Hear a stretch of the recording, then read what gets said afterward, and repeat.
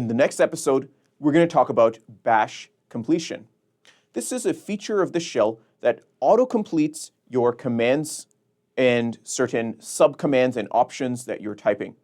This reduces the need for you to type, prevents errors by auto-completing entries. It simplifies command entry, especially with long, complicated, or complex commands. How you use bash completion is by pressing tab to autocomplete variable names, commands, and file names.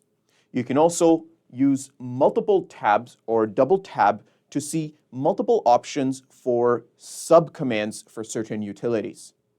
In the upcoming lab, we're going to show how to utilize bash completion to make your work easier, reduce the typing that you're doing, and prevent errors that come from manually entering long, complicated, or complex commands.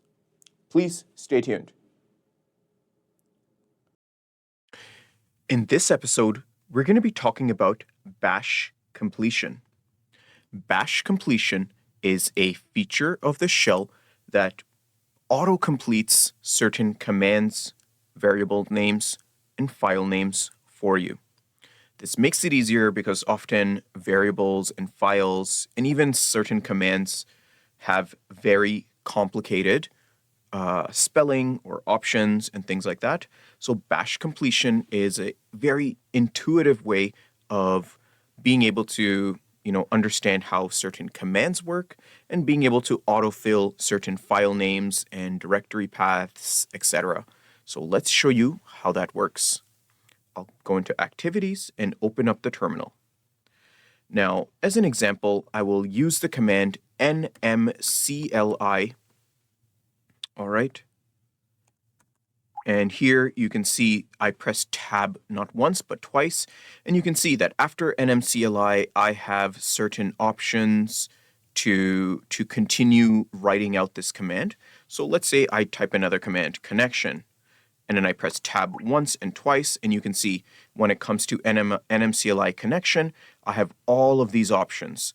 So that's the first thing that bash completion can help you with, is by helping you create or complete a set of commands or subcommands that exist for a command.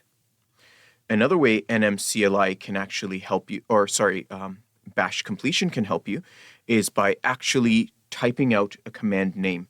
So for example, I may want to use a utility called fdisk. So I can start typing fdi, and if I actually press tab, you can see automatically it auto-completes to the closely related command or utility.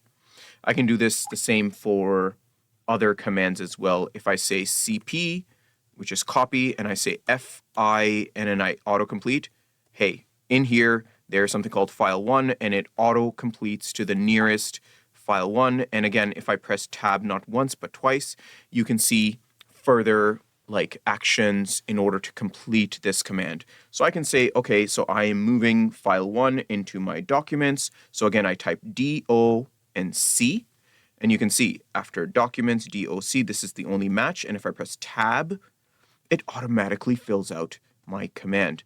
So this is a very, very effective way of actually being able to type or execute work faster within the shell by utilizing that tab key.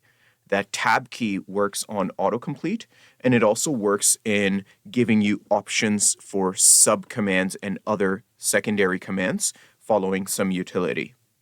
So with that being said, I will conclude this episode here. I want to thank you so much for watching, and I'll see you in the next one.